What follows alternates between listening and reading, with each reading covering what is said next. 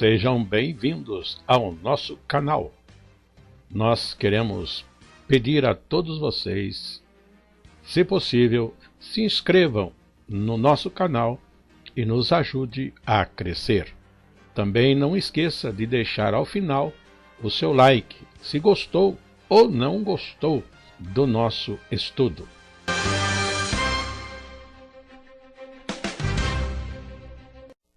O programa a seguir é de inteira responsabilidade de seus idealizadores e apresentadores. Nós saudamos todos os amados irmãos que nos acompanham nos nossos estudos de terças-feiras, cujo objetivo é uma primeira palavra com os professores da Escola Bíblica Dominical.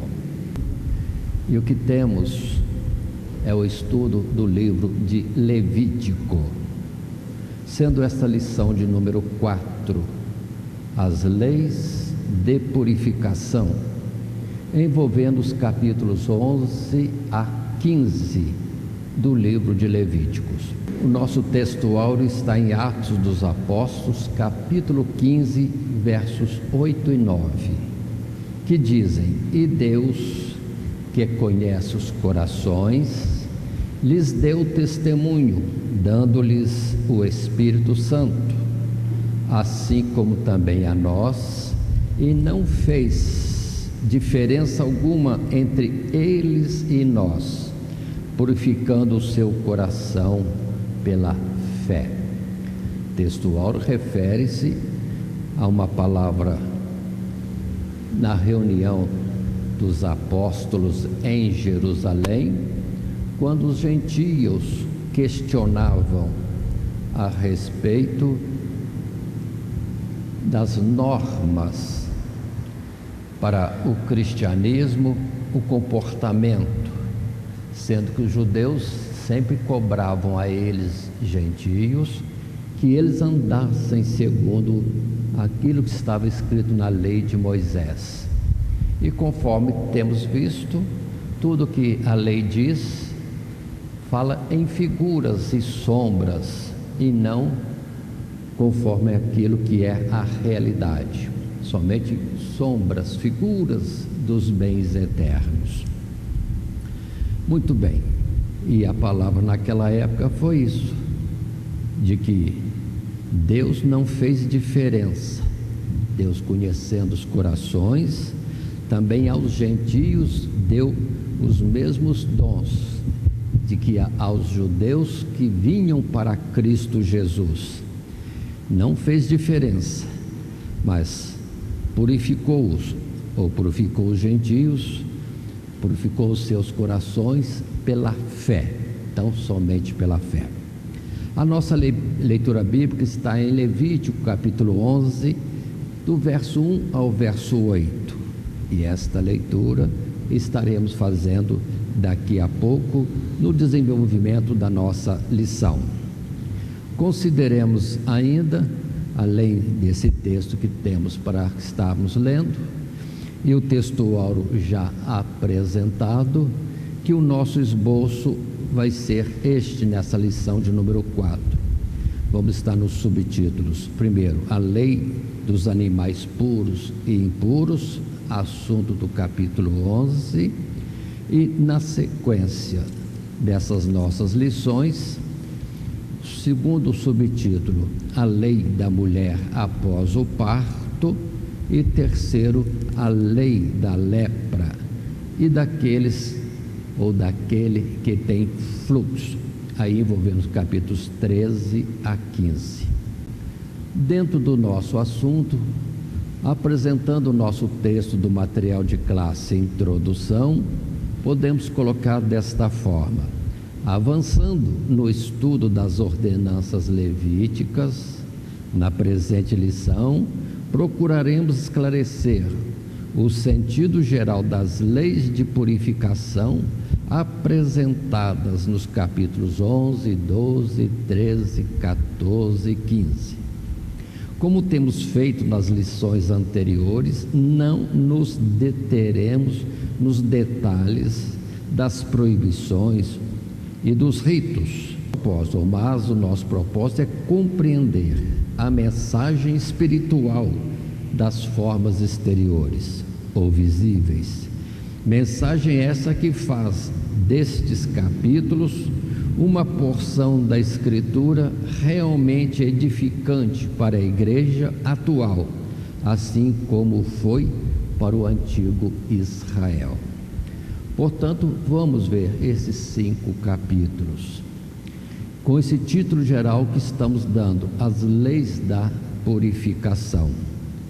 Mas lembrando que a lei dizia, e muitos detalhes que são somente figuras, e temos que estar atentos a isso, sendo figuras e estando no tempo da graça, não é para cumprirmos ao pé da letra aquilo que ali está, mas aquilo foi dado para nós termos uma noção das coisas de Deus, e no particular a purificação ou as exigências de Deus quanto a alcançar uma verdadeira purificação, que é a santificação de hoje, que não é mais nos elementos materiais da carne, mas no espírito, no coração.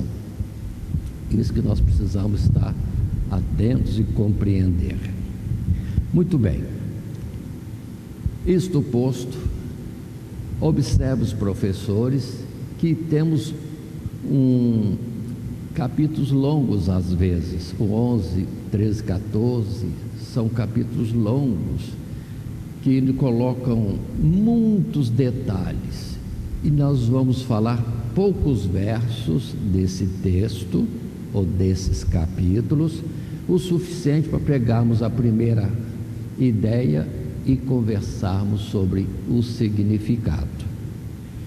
Atentos, professores, porque se detemos em detalhes na classe, vamos estar perdidos no tempo para trazer a lição dentro daquele período previsto para desenvolvermos a nossa lição. Assim colocando, vamos em frente ainda para o primeiro subtítulo, a lei dos animais puros e impuros, no que convido a todos, no capítulo 11, a fazermos a leitura dos 8 primeiros versos, que assim dizem para nós, leitura bíblica: e falou o Senhor a Moisés e a Arão, dizendo-lhes: falai aos filhos de Israel, dizendo: estes são os animais que comereis, de todos os animais que há sobre a terra, tudo o que tem unhas fendidas, e a fenda das unhas se divide em 2 e remói entre os animais, aquilo comereis. Destes, porém, não comereis, dos que remoem ou dos que têm unhas fendidas, o camelo que remói, mas não tem unhas fendidas, este vos será imundo. E o coelho, porque remói, mas não tem as unhas fendidas, este vos será imundo. E a lebre, porque remói, mas não tem as unhas fendidas, esta vos será imunda. Também o porco, porque tem unhas fendidas, e a fenda das unhas se divide em 2, mas não remói, este vos será imundo. Da sua carne não comereis, nem tocareis no seu cadáver, estes vos serão imundos. Esse é o primeiro texto que estamos lendo, e falando de alguns animais de algum porte e conhecidos, mas a descrição do capítulo 11 vai falar também de outros animais, como os peixes, como as aves, como também insetos e outros animais que poderiam ser colocados na sua classificação conforme o entendimento de cada um. E a palavra, de uma forma geral, vai descrevendo quais são aqueles que são puros e quais que são imundos. Agora tentemos, numa primeira análise, esse particular. Olhe o nosso corpo em si mesmo. O nosso corpo é formado daquilo do que nos alimentamos. A criancinha recém-nascida começa o seu desenvolvimento, crescimento físico do leite maternal. Ou, à medida que vai crescendo, uma papinha, e assim vamos desenvolvendo e abrindo o leque da alimentação até sermos adultos, no entendimento do aspecto alimentar, para então comermos comida sólida, plena, para uma escolha e variedade de cardápio e para a estrutura continuar crescendo. Então, perdoe a simplicidade, o nosso corpo é leite, arroz, feijão, alguma, vamos dizer, proteína, alguns legumes, algumas frutas, etc. Aquilo é absorvido e transforma o nosso corpo. E o que Deus está falando é disso. Se comermos coisas imundas, nosso corpo terá formação impura, incompleta, incorreta, imprópria. Mas Deus está querendo falar no sentido espiritual, daquilo que alimentarmos a nossa alma, nossa mente, o nosso coração, e vamos entender bem, tudo que vier para a formação do nosso ser, nosso caráter, nossa personalidade, aquilo que vier é que vai construir o nosso ser. Por isso que as más conversações pervertem os bons costumes. Se ficarmos com más conversações, vai entrando informações que vão impurificar, não o corpo em si, mas a mente, o coração. Pronto, a nossa personalidade estará com uma formação imprópria. Agora coloque isso, sim, nosso ser diante de Deus. Então não é o físico propriamente. Mas vamos andar um pouquinho mais no nosso texto. Vamos passar a leitura do primeiro parágrafo.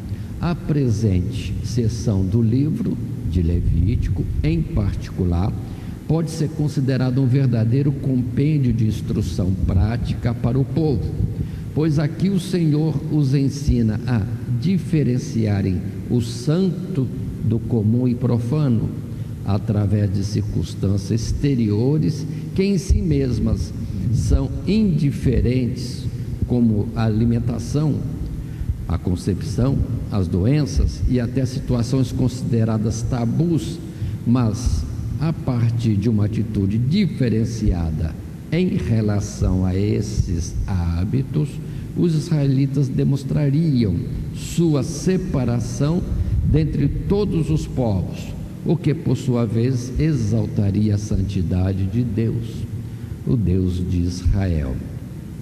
Portanto, observe, no tempo das figuras era apresentar ao mundo um modelo de vida normal, carnal, terrena, mas com mais cuidado, com mais pureza, com mais saúde, com mais qualidade. Deus estava falando ao mundo dessa forma, o que eles podiam ver, para depois vir então a ideia do que é interno, do que é espiritual. Assim, continuemos um pouco mais. Vamos considerar os textos bíblicos que damos como modelo. Aqui mesmo em Levítico, no capítulo 11, versos 44 a 47, mas na verdade eu prefiro o verso 43 como verso inicial dessa leitura proposta. Assim está escrito, 43: não façais a vossa alma abominável por nenhum réptil que se arrasta, nem neles vos contaminareis, para não serdes imundos por eles. Porque eu sou o Senhor vosso Deus, portanto vós vos santificareis e sereis santos, porque eu sou santo.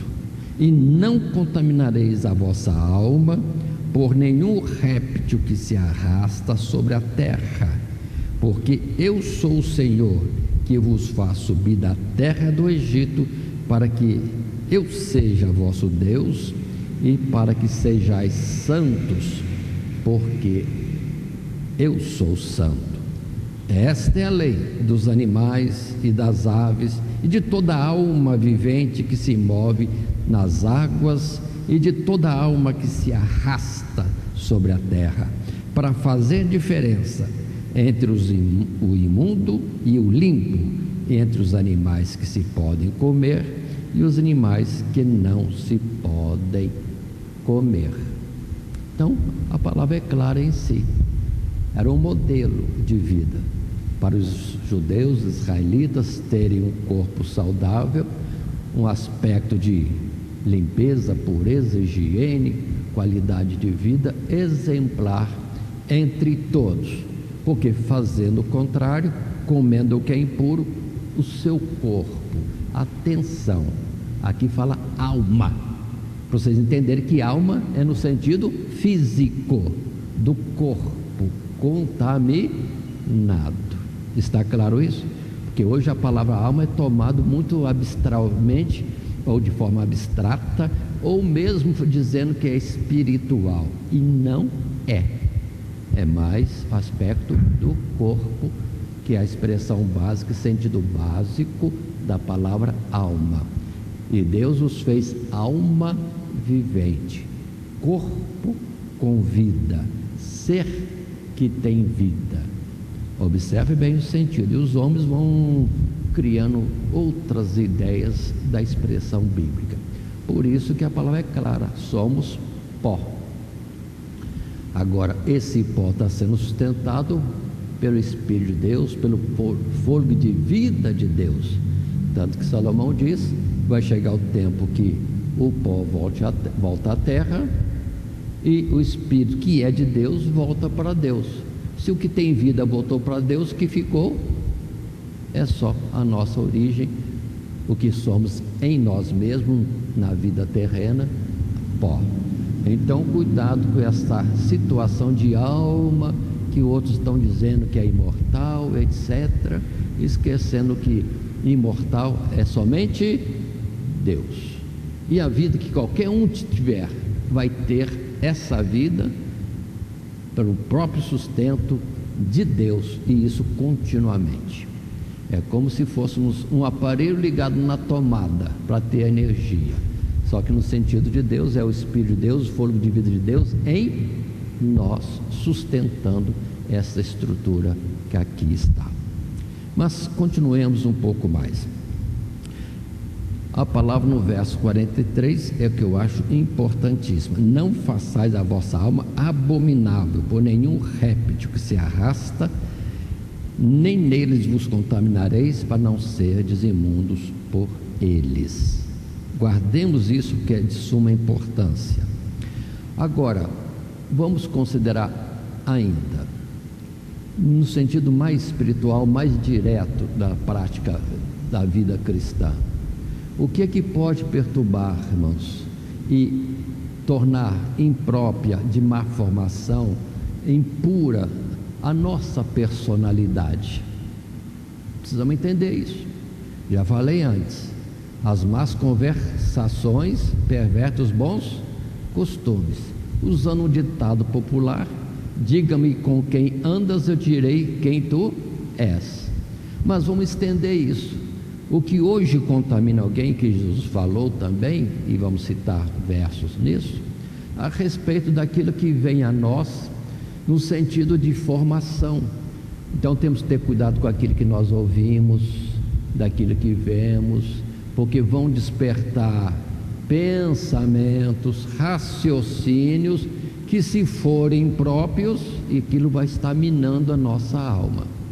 Por isso, se eu formar alguém dentro de uma vida de violência, ou de alguma forma dependência química, ou de uma corrupção moral, para ele aquilo é normal, mas para Deus não serve, está impuro. E não é a carne, matéria, é a sua personalidade, está formada totalmente fora de um padrão de Deus, que vai falar para nós de pureza, de justiça, de fé, de amor, de misericórdia, benignidade.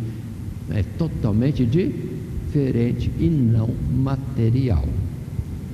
Precisamos entender isso. Aí vem os filmes, os vídeos que se assistem por aí, as leituras de livros. Cuidado, tudo isso vai entrando na mente e sendo colocado de alguma forma no nosso raciocínio. A gente vê alguma coisa, a gente entra na observação daquilo no modo que já vimos ou que foi dado a nós como exemplo. Portanto, temos que ter cuidado. E hoje em dia a facilidade de entrar numa internet é alcançarmos o mundo. E o que há no mundo? Senão a cobiça da carne, a soberba da vida, não é assim mesmo? Cobiça dos olhos. E isso vai mostrando. Por isso que muita gente que fica lendo sempre uma coisa simples, propaganda de alguma coisa, as mulheres talvez de algum produto de beleza, ou usando alguma coisa nas lojas, aí vai começar: estou precisando, preciso comprar, isso aqui vai ser bom para mim, enquanto na verdade não precisa nada às vezes, mas não vendo, não tem vontade, não precisa, mas olhou, pronto, aí precisa. Assim também vem outros aspectos impróprios que conduzem à tentação. É o homem já sendo contaminado por aquilo que está vivenciando, aceitando, recebendo continuamente dentro de si. Como alguém que vive num ambiente que só fala palavras impróprias, profanas ou imundas, para ele aquilo é normal, então ele vai estar falando aquilo normalmente. Mas como que Deus ia falar isso? Começou no aspecto daquilo que entra, que forma o corpo físico, é a sua estrutura. Espiritualmente, aquilo que forma o seu ser espiritual, a sua mente, vai para o seu coração, é que vai te estruturar. Por isso Paulo falou a Timóteo que desde a sua meninice já sabia as sagradas letras, que têm propriedades enormes para salvar o homem, ou ter para ele uma orientação de uma formação perfeita como homem de Deus. Aí fica essas colocações mais diretas. No segundo subtítulo que nós temos, vamos colocar em sequência, depois de apresentar este verso que falamos em Levítico capítulo 11, versos 43 em diante. De igual modo temos Deuteronômio capítulo 4, verso 8, mas vamos agora para esse subtítulo segundo, que diz para nós assim, no texto do nosso material de classe, e em resumo. Começamos então com os critérios definidos pelo Senhor para distinção dos animais puros, aqueles que podiam servir de alimento, e impuros, de outro lado. Esta distinção existia muito tempo antes da lei e se aplicava principalmente para fins dos sacrifícios e holocaustos oferecidos a Deus. Muitos questionavam se os cristãos deveriam aderir a esta restrição alimentar, como o fazem ainda hoje os judeus. Quando a fé em Cristo Jesus começou a crescer entre os gentios, que não seguiam nenhuma restrição alimentar, a questão foi tratada pelos apóstolos e anciãos em Jerusalém, Atos capítulo 15. Ali tão somente se recomendou que os gentios se abstivessem de comer sangue, carnes de animais sufocados e alimentos oferecidos aos ídolos. Uma das razões que poderíamos citar é porque, sob a revelação do Evangelho, sabemos que tudo que Deus criou é bom, nada havendo intrinsecamente mal, e que tanto a pureza como a impureza procede, na verdade, do coração, de uma consciência purificada pela fé ou contaminada pelo pecado, respectivamente. Então, na verdade, não havia nada de mal, mas se o coração for mau, para os impuros, já vi uma expressão dessa anteriormente, tudo é impuro.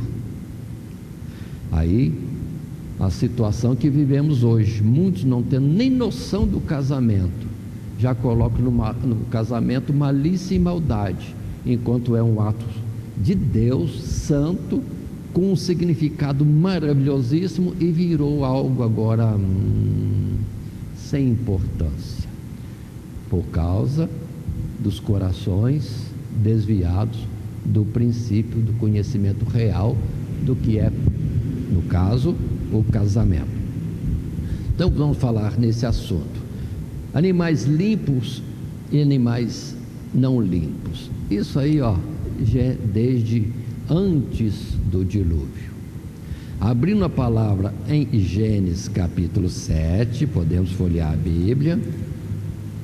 Quando Noé faz a arca e Deus vai trazer o dilúvio, primeiramente, verso 1 e 2 diz: depois disse o Senhor a Noé: entra tu e toda a tua casa na arca, porque te hei visto justo diante de mim nesta geração.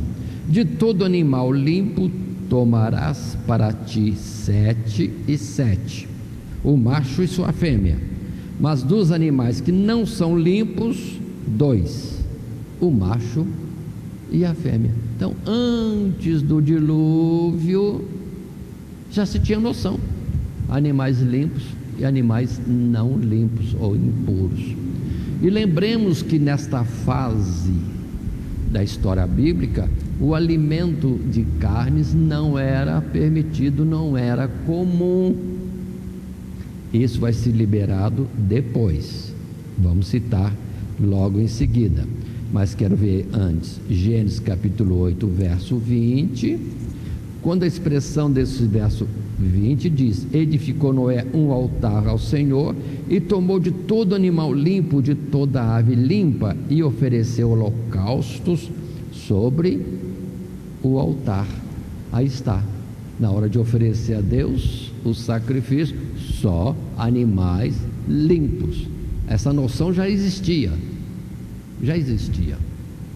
Agora, indo ao capítulo 9, observe os primeiros versos. E abençoou Deus a Noé e a seus filhos, e disse-lhes: frutificai e multiplicai-vos, e enchei a terra. E será o vosso temor e o vosso pavor sobre todo animal da terra e sobre toda ave dos céus, tudo o que se move sobre a terra, e todos os peixes do mar na vossa mão são entregues. Tudo quanto se move, que é vivente, será para o vosso mantimento. Tudo vos tenho dado como a erva verde. A carne, porém, com a sua vida, isto é, com o seu sangue, não comereis. Observe que antes do dilúvio era só vegetação, o que vinha do campo. Após o dilúvio, Deus diz: estou dando para vocês agora também todos os animais, só que o sangue não. Outra figura que Deus preservou: sangue representa, simboliza a vida. A vida é unicamente de Deus. Continuando, observem, por favor, Noé fazendo isto. E agora, quando é liberado comer todos os animais, vem a distinção no aspecto alimentar. Os limpos, sim. Os impuros, a orientação seria não. Que só agora, em Levítico 11, é colocado de forma taxativa. Está claro assim? Naturalmente, Abraão, Isaque e Jacó, se tinham conhecimento disso, não se alimentavam de animais impuros. Se for ver alguma citação de alimento, pode notar, é animal limpo, que é citado como alimentação naquele princípio tão longínquo. Assim, indo na palavra mais um pouco, agora em Atos capítulo 15, para não termos dúvida de que esta é uma questão que foi colocada já pelos próprios apóstolos no tempo da expansão do cristianismo. Podemos ler nos versos 28 e 29 o que está escrito. E assim é o texto: na verdade, pareceu bem ao Espírito Santo e a nós não vos impor mais encargo algum, senão estas coisas necessárias, que vos abstenhais das coisas sacrificadas aos ídolos, e do sangue, e da carne sufocada, e da fornicação. Destas coisas fareis bem, se vos guardardes, bem vos vá. Então, sendo mais claro, hoje, se comermos um animal imundo, não é pecado. Não é pecado. Só que não é uma alimentação recomendada. Deus não recomenda. Então, observem bem isso. Nossa irmã Cristina, no tempo que esteve mais envolvida ali na Amazônia, na pregação do Evangelho, tinha tribos, vamos dizer assim, que alguém poderia dizer ignorante, não tinha noção de coisa nenhuma bíblica. Eles lá tinham distinção de que animal comer, de que animal não comer. Em particular, ela observou, na abundância de peixes que havia na Amazônia, eles pegavam peixe de couro, devolviam, não comiam. Os que eram de escamas, limpos, eles comiam. E ela questionou, e eles disseram: mancha na pele. Pronto. Então os índios aprenderam a comer peixe de couro lá na região deles. Não era adequado, dava mancha na pele, não comiam. Ou seja, era impróprio. Eles sabiam, eles aprenderam na prática. Está claro isso? E é o que está em Levítico. Assim, hoje, não é pecado comer uma carne de um animal considerado impuro. Só que há o risco. Há uma falta de sintonia, vamos dizer assim, algo que seja adequado de fato para o homem daquilo se alimentar. Falando mais claro ainda, dentro daquilo que eu lembro de tempo de criança, lá em Minas Gerais, na minha região, o porco era a comida mais apreciada, era do dia todo, da semana toda, almoço, janta e todos os dias, era o porco. Frango só no domingo. Carne de boi, eles não gostavam de colocar carne de boi no cardápio, porque eles preferiam o boi para o trabalho e a vaca para a procriação e o leite. Então não usava muito. Agora, o porco, eles tinham cuidado. Primeiro, alimentação sadia. Toda alimentação que eu via dada aos porcos era algo sadio, começava por aí. O porco queria comer qualquer coisa, eles não deixavam. Eles não deixavam, selecionavam aquilo que era resto de alimento do homem para dar para o porco, como dava também milho, dava também fubá, soro de leite, legumes, o que vinha na horta normalmente, como abóbora, chuchu, é o que eu lembro. Então o porco era saudável. Na casa de um bisavô meu, tinha o chiqueiro em lugar todo cheio de pedra, não tinha terra. Eles desviaram um rio ou um ribeiro, uma porção de água, para jogar dentro do chiqueiro. Então os porcos andavam em cima de uma tênue camada de água, correndo e lavando o chiqueiro continuamente. Então essa ideia de limpeza, é muito antiga. Mas fica aí para nós entendermos. Vamos aproveitar o sentido espiritual. Vamos ver no nosso dia a dia o que é que está contaminando. Por isso que não está sendo muito recomendável ficar ouvindo nem noticiário diário que nós temos para ir. É só desastre, só maldade, só coisas ruins. Por que ficar assistindo isso? Ou como se diziam a respeito de alguns jornais, se apertar o jornal e espremer, sai sangue. Portanto, vão vigiar nisso, né? Como alguns gostam de horóscopo, outros gostam, ficam curiosos das orações, modelos de oração nos jornais. Isso é de Deus? Considere.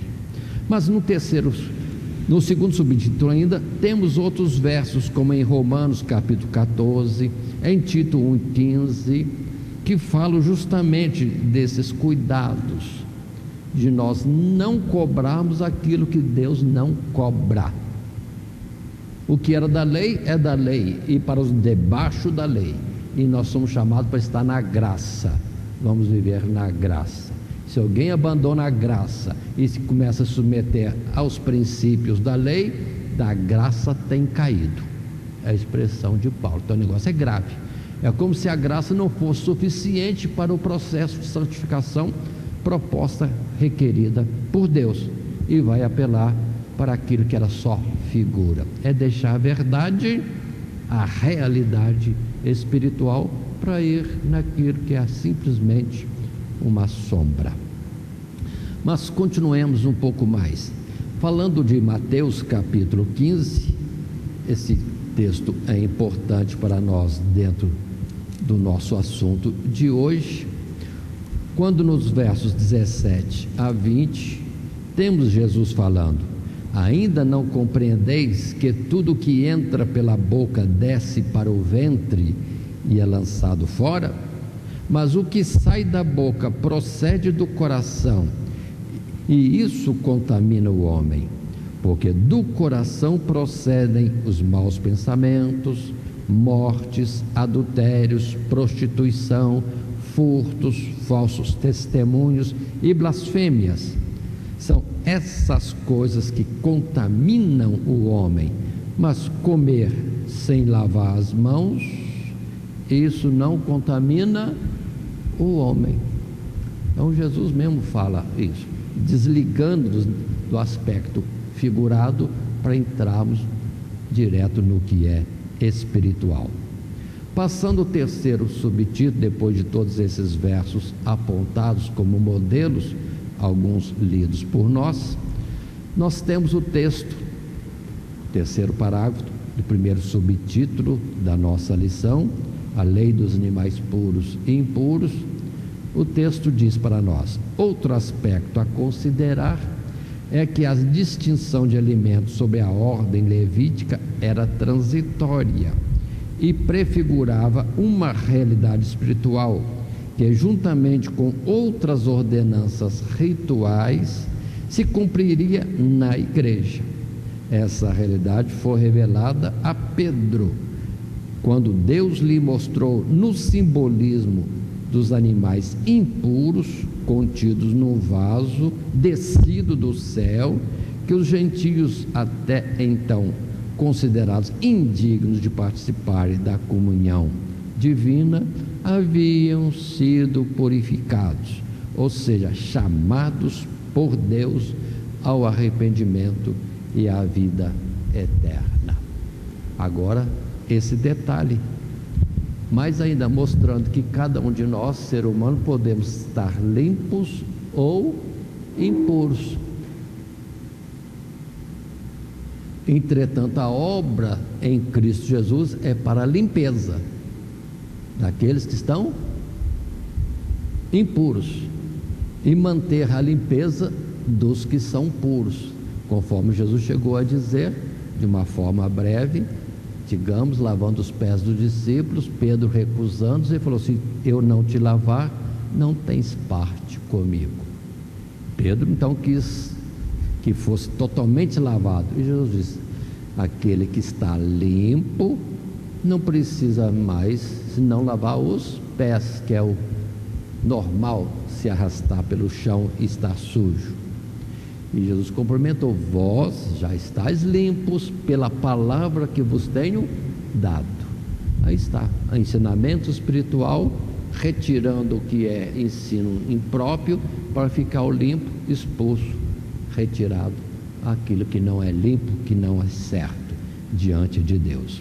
Assim, observando alguns textos, Colossenses capítulo 2, podemos folhear nossas Bíblias e ver o que Paulo chega a dizer numa instrução a esses irmãos de Colossos, quando temos os versos 16 e 17, e faço a leitura. Portanto, ninguém vos julgue pelo comer, ou pelo beber, ou por causa dos dias de festa, ou da lua nova, ou dos sábados, que são sombras das coisas futuras, mas o corpo, ou a essência, é de Cristo. Aí a palavra é clara para nós, bem clara, é o que nós devemos firmar. E observe que muitos ficam ainda vacilantes, que dia guardar, que dia não guardar, mas não está escrito. A instrução do Espírito Santo e a fala dos apóstolos era livrar-se dos ídolos, da prostituição, do que é sufocado e do sangue. Isso, não tem guarda de dias e nem restrição alimentar. Ainda que Paulo depois instrui mais ainda em Romanos 14, já foi citado, mas o texto é longo em Romanos e pode estender-se a mais coisas. E depois em Atos capítulo 11, versos 5 a 10, para quem quer lembrar o que foi mostrado a Pedro, quando ele estava duvidoso ou sem compreensão de a quem levar o Evangelho, e Deus propõe que ele pregue o Evangelho a gentios. Sim, a gentios. Mas para isso Deus teve que convencê-lo de que os gentios eram chamados para a salvação. De que forma? Verso 5 do capítulo 10. Verso 5. A história começa com um centurião Cornélio que recebe revelação do anjo para buscar a Pedro, que Pedro teria as palavras pelas quais ele seria salvo. Verso 5: agora, pois, envia homens a Jope e manda chamar a Simão, que tem por sobrenome Pedro. Este está com um certo Simão curtidor, que tem a sua casa junto ao mar. Ele te dirá o que deves fazer. E retirando-se o anjo que lhe falava, chamou 2 dos seus criados e a um piedoso soldado dos que estavam ao seu serviço, e havendo-lhes contado tudo, os enviou a Jope. No dia seguinte, indo eles seu caminho, e estando já perto da cidade, subiu Pedro ao terraço para orar, quase a hora sexta, e tendo fome, quis comer. Enquanto lhe preparavam, sobreveio-lhe um arrebatamento de sentidos. Avancemos nos versos. E viu o céu aberto, e que descia um vaso, como se fosse um grande lençol, atado pelas 4 pontas, vindo para a terra, no qual havia de todos os animais quadrúpedes, répteis da terra e aves do céu. E foi-lhe dirigida uma voz: levanta-te, Pedro, mata e come. Mas Pedro disse: de modo nenhum, Senhor, porque nunca comi coisa alguma comum ou imunda. E segunda vez lhe disse a voz: não faças tu comum ao que Deus purificou. E aconteceu isso por 3 vezes, e o vaso tornou a recolher-se no céu. Olha aí, os gentios sendo apresentados como algo imundo, na ideia de Pedro, animais impuros, e Pedro recusou, mas Deus disse: não chames impuro aquilo que Deus purificou. Então observe como o assunto estende mais ainda, não só questão de alimentos, ou aquilo que recebemos formador da nossa personalidade, mas nós mesmos podemos ser impuros ou puros diante de Deus. Mas o bom é que Deus está operando a nossa purificação. Dando sequência ao nosso estudo, vamos para o segundo subtítulo: a lei da mulher após o parto. Como isso aqui às vezes não é compreendido, e como isso aqui traz tanta discussão. É um texto curto, dentro desses capítulos 11 a 15. Agora é o capítulo, observemos, 12. Convido a todos para lerem comigo os primeiros versos, que dizem: falou mais o Senhor a Moisés, dizendo: fala aos filhos de Israel, dizendo: se uma mulher conceber e tiver um varão, será imunda 7 dias, assim como nos dias da separação da sua enfermidade, será imunda. E no dia 8º se circuncidará ao menino a carne do seu prepúcio. Depois ficará ela, a mulher, 33 dias no sangue da sua purificação, nenhuma coisa santa tocará, e não virá ao santuário, até que se cumpra os dias da sua purificação. Muito bem, aí está esta colocação, e o assunto é simples. Vamos ler o texto em si mesmo, já é suficiente dentro da nossa lição, muito bem colocado, quando diz para nós desta forma. Resumo que temos nesse título agora: a mulher, ou a lei da mulher após o parto, no primeiro parágrafo. Chegamos ao capítulo mais breve desta sessão, mas não menos intrigante. Aqui temos o primeiro caso em que a fraqueza humana ficaria demonstrada por circunstâncias em que seria impossível ao homem, ou melhor, neste caso, a mulher, não se contaminar. A mulher teria filhos, e visando instruir o seu povo, o Senhor faz da concepção e da perda de sangue a ela associada um memorial da fraqueza humana, cuja descendência vem ao mundo sob uma condição de impureza. Em outras palavras, a concepção perpetua a descendência caída e impura dos filhos de Adão. A mulher seria lembrada disto toda vez que concebesse, e deveria então oferecer sacrifício pela expiação do pecado em memória da sua impureza ritual, e não porque a concepção fosse intrinsecamente pecaminosa. Notemos também que esta lição devia ficar profundamente gravada no coração da mãe, ao considerar o confinamento e isolamento do santuário imposto até que ela se purificasse.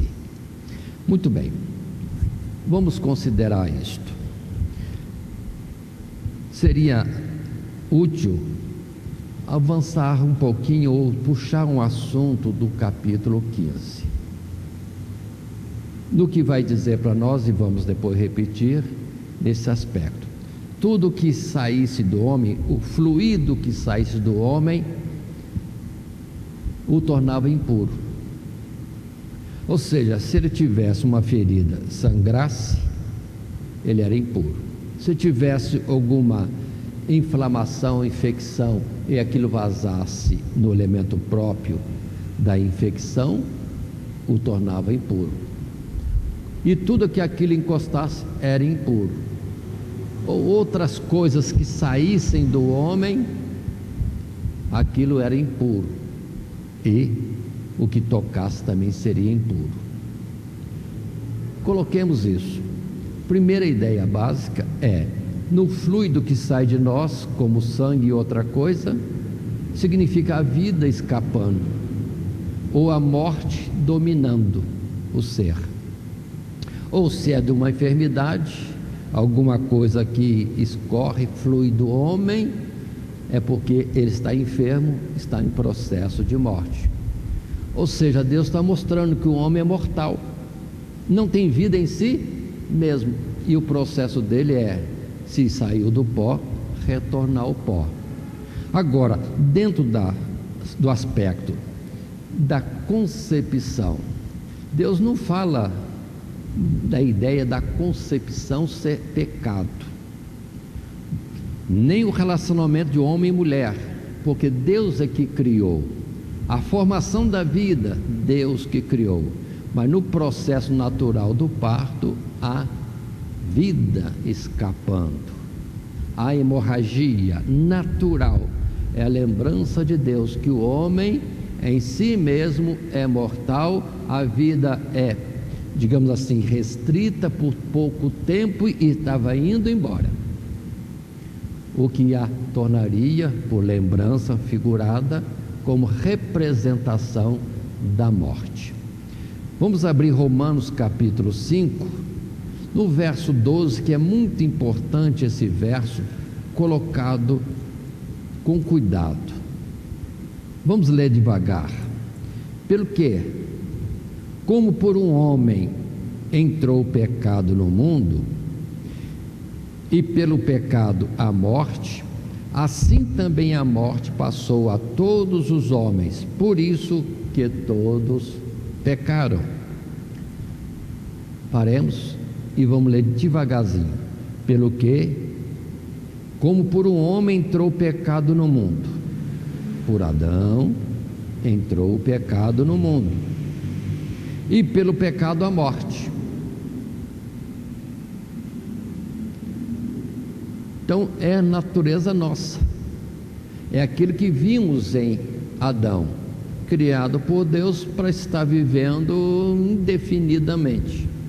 Por isso estava à sua disposição a árvore da vida, mas pecou, foi isolado da vida, da manutenção da vida, e a sentença era: no dia que comeres do fruto proibido, certamente morrerás.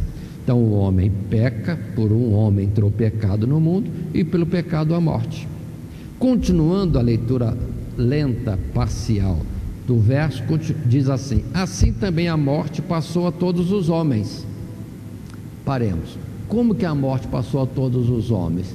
Porque o que vai gerar agora aos descendentes, Adão gerando, ele e Eva naturalmente, são mortais, gerando o quê? Então somente aquilo que é próprio da sua natureza, mortais. Observem essa parte do verso. Assim também a morte passou a todos os homens. Todos são mortais. Então Deus deixou marcado nesta forma da dor do parto, da hemorragia natural do parto, a ideia de que o homem é mortal, está gerando nova vida, mas é mortal. A vida vai escapando, e sendo ele mortal, gera mortais. Repito o verso: assim também a morte passou a todos os homens. Uma coisa importante, porque muitos dizem que passou o pecado. Nunca passou o pecado. O que passou é a natureza do homem. O homem mortal é de carne e osso, DNA tal, ele passa isso à frente, o que é próprio. Deus criou o homem à sua imagem e semelhança. Depois vem Adão com Eva, vão gerar o seu filho Caim, depois Abel, segundo a sua imagem, mortais. E por isso, por o homem ser mortal, corrupto, imperfeito, é que todos pecaram. Tanto que observe nesse processo do capítulo 12, da criança não se pede nada, só da mãe, porque nela está a representação da vida escapando, ou seja, um ser mortal que gera seres mortais também. Essa lembrança ficou colocada. Se entendermos isso, fica mais suave. porque no casamento, no coabitar, no conceber, estar gestante, e no próprio parto, não há pecado.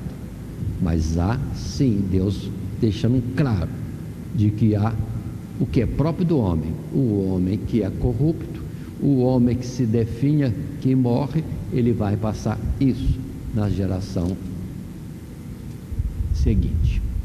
Então, somente isso. Mas Deus marcou forte, né?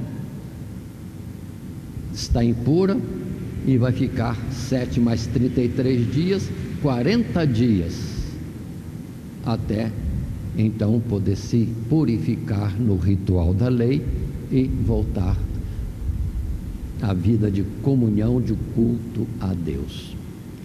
Muito importante isso, interessante. É Deus marcando o homem nesta parte, no caso através da mulher. Mas vamos considerar um pouco mais. Já Davi, no Salmo 51, verso 5, coloca uma palavra que aí sim precisamos ter cuidado outra vez, no sentido de que não é o casamento que tem a impureza, mas sim no homem que é impuro, desligado de Deus, mortal, que gera aquilo que é próprio da sua natureza. Capítulo 51, o verso 5. Que diz o verso? Eis que em iniquidade fui formado, e em pecado me concebeu minha mãe. A ideia, logo, se tomarmos cuidado, vem de uma impureza, de uma atitude imoral, mas não é nada disso. Não é nada disso. Tanto que, já no princípio, verso 2, lava-me completamente da minha iniquidade e purifica-me do meu pecado. 3, porque eu conheço as minhas transgressões e o meu pecado está sempre diante de mim. Contra ti somente pequei. E a expressão de Davi adulto é de que ele está todo formado em iniquidade, ou seja, desde a origem em sua mãe, uma excelente mulher, uma mulher virtuosa, vamos colocar assim para ficar mais claro. Entretanto, a natureza é corruptível, é o que ele está dizendo. Ou seja, o homem em si mesmo é tendencioso a pecar. Por isso a palavra, todos se desviaram, não há um justo sequer. Aí continuemos a expressão do nosso estudo, no capítulo 2 de 1 Timóteo, mais uma palavrinha só, e verso 14 e 15. E Adão não foi enganado, mas a mulher, sendo enganada, caiu em transgressão. Salvar-se-á, porém, dando à luz filhos, se permanecer com modéstia na fé, no amor e na santificação. Aí colocado na mulher esse simbolismo, para entender, nós somos mortais, e o que geramos é mortal. O que é nascido da carne é carne, não tem jeito, é pó e vai tornar ao pó.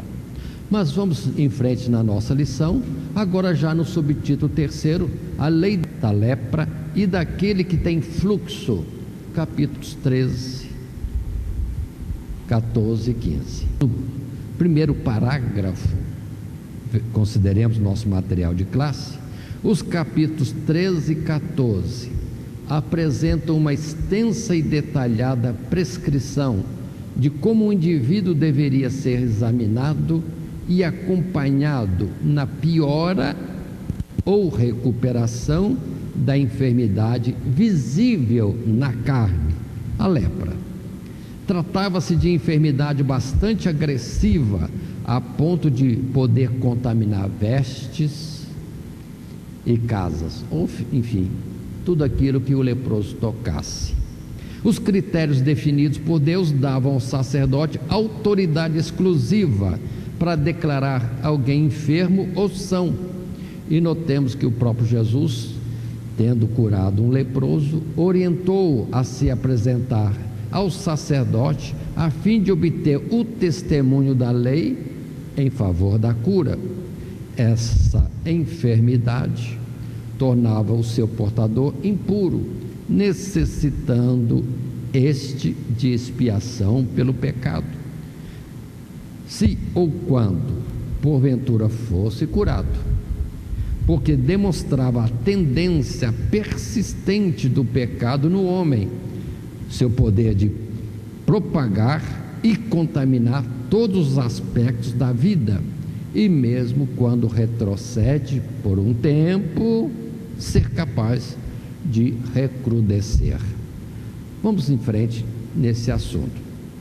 Lei da lepra. Lendo o texto bíblico em Levítico, onde temos trabalhado, observe os 3 primeiros versos do capítulo 13.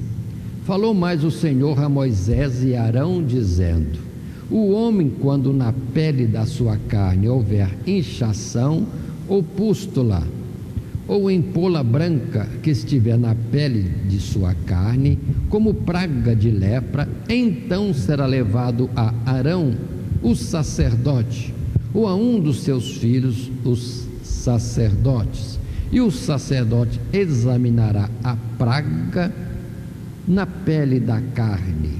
Se o pelo na praga se tornou branco e a praga parecer mais profunda do que a pele da sua carne, praga da lepra é.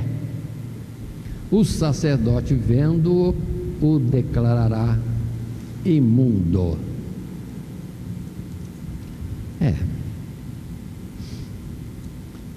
Interessante. Alguém está com gripe, uma dor aqui, uma dor ali, qual a tendência? Vai ao médico. Entre o povo israelita havia também aqueles que podiam entender alguma coisa da medicina. Temos o exemplo daquela mulher que tinha fluxo de sangue, 12 anos sendo tratada sem sucesso. Mas aqui é um caso especial, a lepra, em que quem que vai declarar se o homem tem lepra ou não?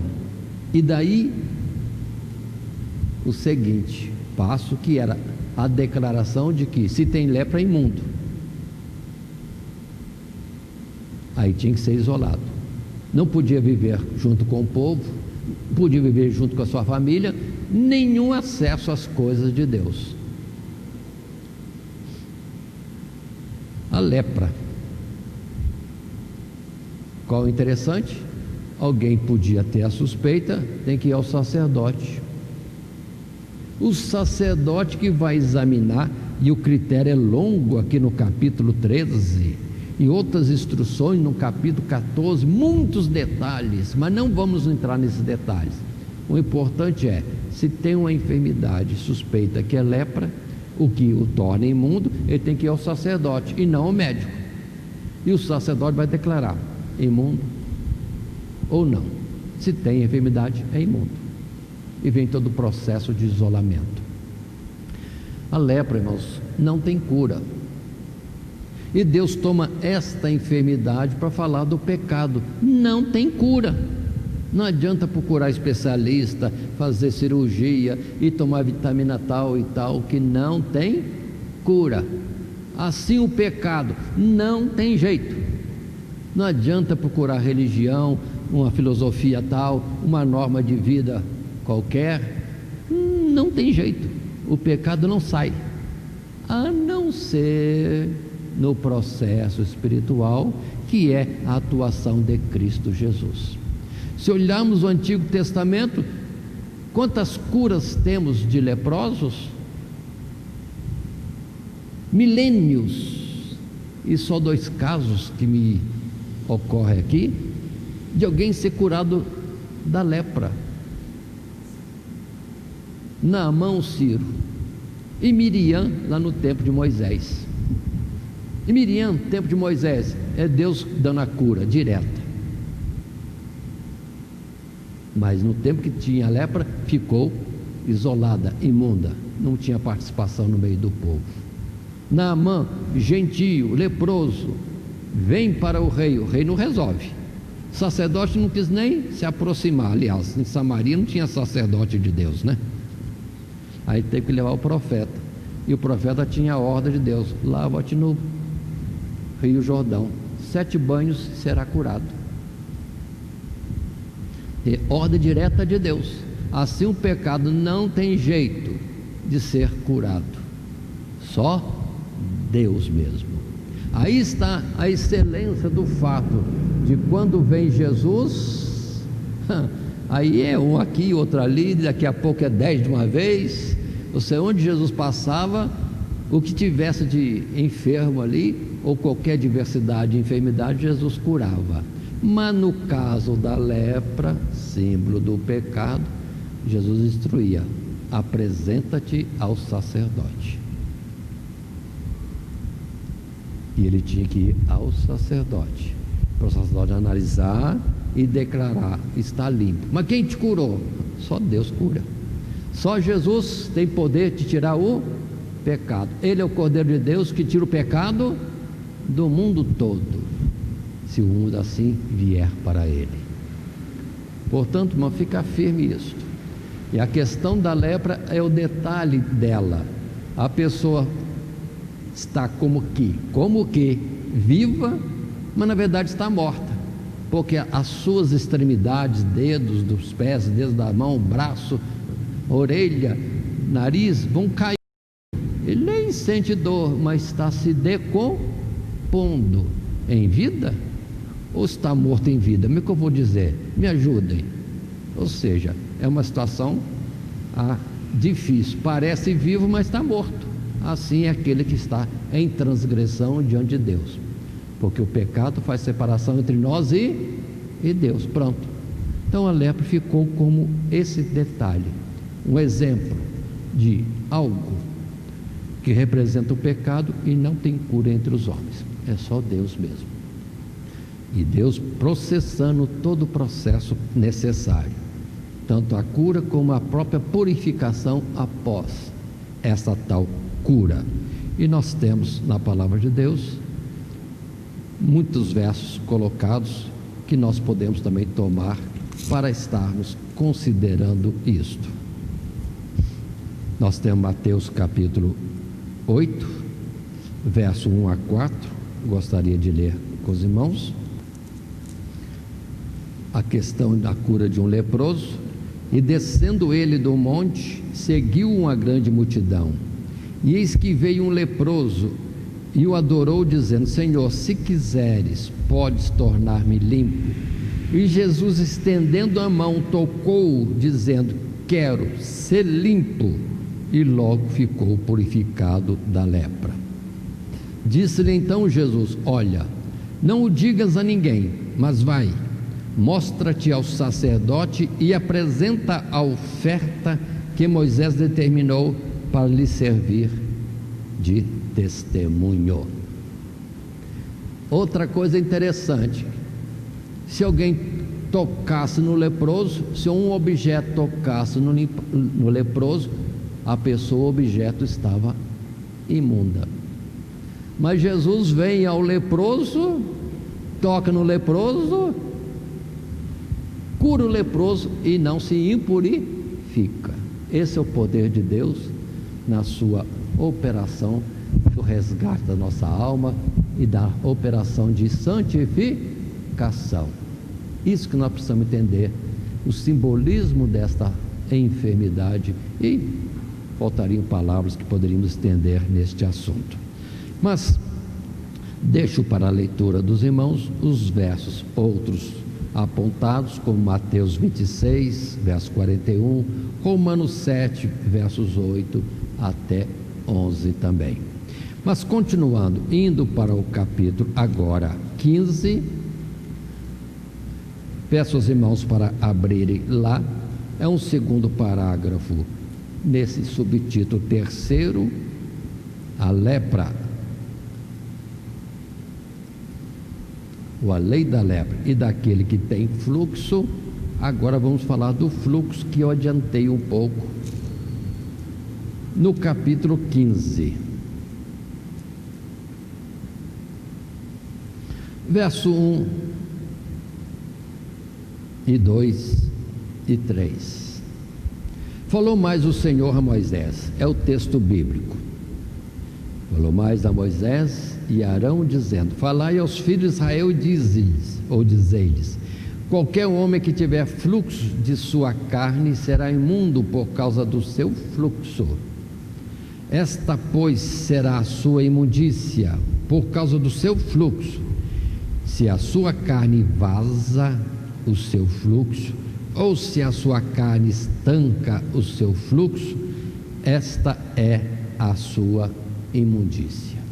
Portanto, repetindo, qualquer coisa que flui, que verte do homem, aí vamos entender o sangue numa hemorragia, o pus, como nós costumamos dizer, o líquido próprio de uma infecção, de uma inflamação, etc., que flui do homem, a própria semente geradora de vida do homem, tudo isso flui do homem, fluindo, torna o homem imundo, dentro daquela representação já colocada anteriormente.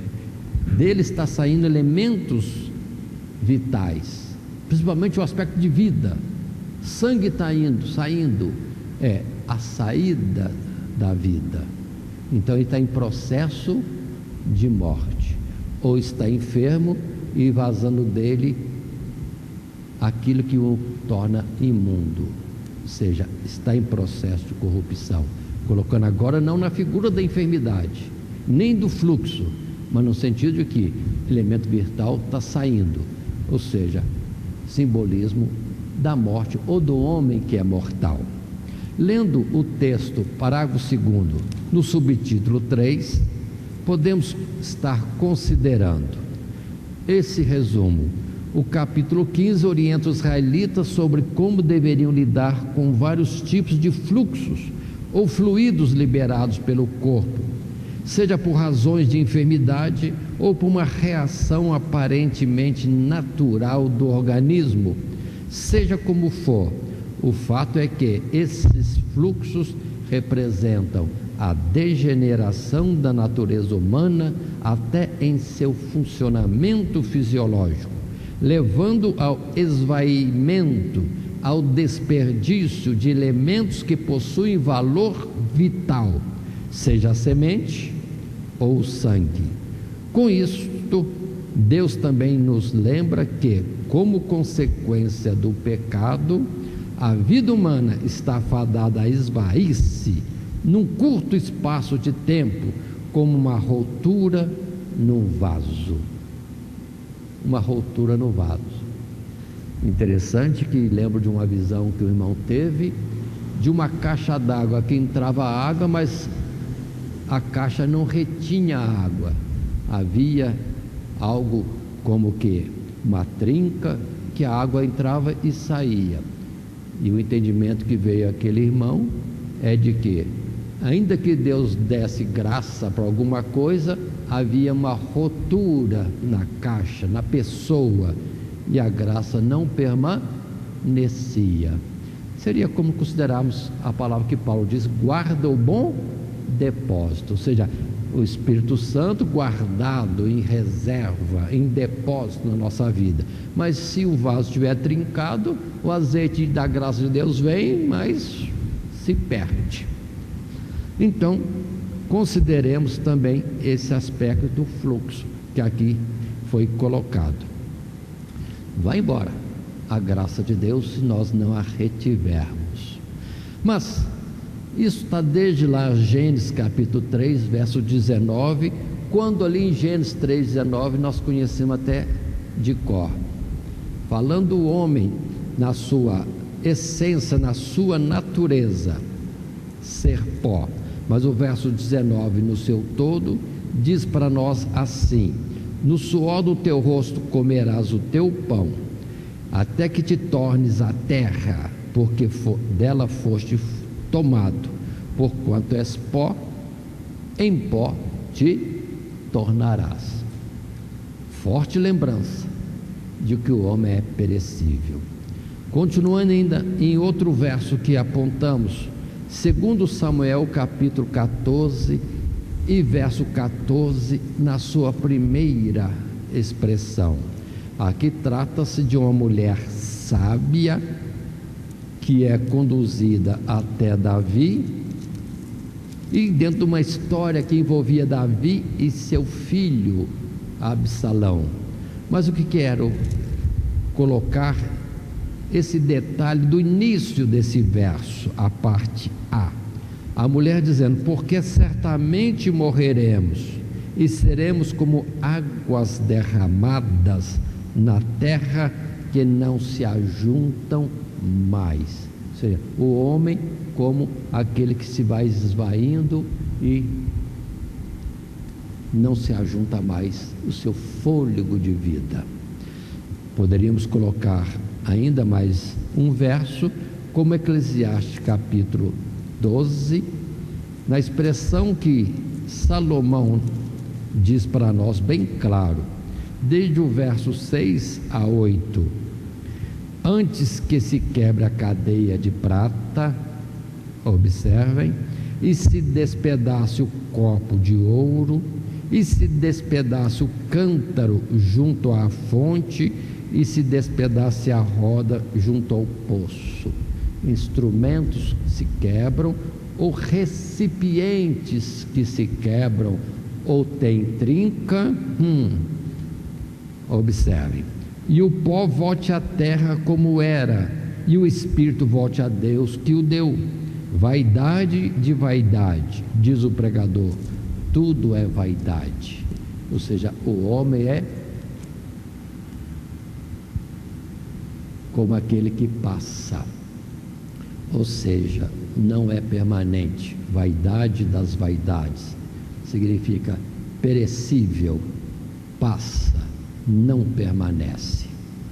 Essas são as colocações que nós temos nesses 5 capítulos, que vamos lembrar. Primeiro foi o capítulo que fala do alimento, do animal limpo e não limpo, falando da nossa estrutura, não física mais, era só modelo, figura da nossa estrutura espiritual. Tomemos esse cuidado. Depois ainda, a mulher no parto, a lembrança de que nós somos mortais, somos imundos em nós mesmos, ou basta o imortal, ou seja, nos corrompemos, perecemos por fim. Capítulo 13 e 14 da lepra: pecado é algo sério, é mortal, não tem cura, a não ser diretamente de Deus. E Jesus foi o modelo de Deus conosco, trazendo cura para todo tipo de enfermidade, até a lepra, e isso para todos aqueles que tivessem necessidade. E o último capítulo estudado, capítulo 15, colocando para nós o fluxo de sangue, semente, outro elemento qualquer que vazar de nós é lembrança. Somos corruptíveis, somos mortais, e o corruptível não produz a incorruptibilidade. Aquilo que é, vamos dizer assim, criado, não pode se transformar a natureza do Criador. Esse milagre só pode ser feito pelo próprio Criador, Ele operando em nós, mas de nós mesmos nós somos imundos e corruptos. Terminando essa nossa lição, um último detalhe que nós temos, último parágrafo numa conclusão.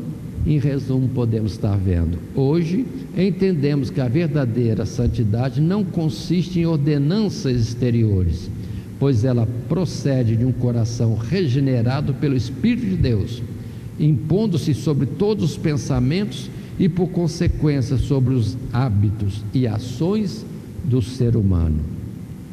Do outro lado, assim como as leis de purificação, a nossa luta diária contra o pecado, até em nossos pensamentos, nos lembra a fragilidade da condição humana, e que não fosse o poder de Deus para renovar a graça em nossos corações e a sua misericórdia para nos perdoar, seríamos considerados sempre imundos aos seus olhos. Ou seja, nós, de nós mesmos, seríamos continuamente, sempre imundos aos olhos de Deus. Mas Ele derrama da sua graça, Ele joga sobre nós a sua água purificadora e somos assim purificados. Perdão dos pecados é o sentido que temos por operação tão somente de Deus na nossa vida.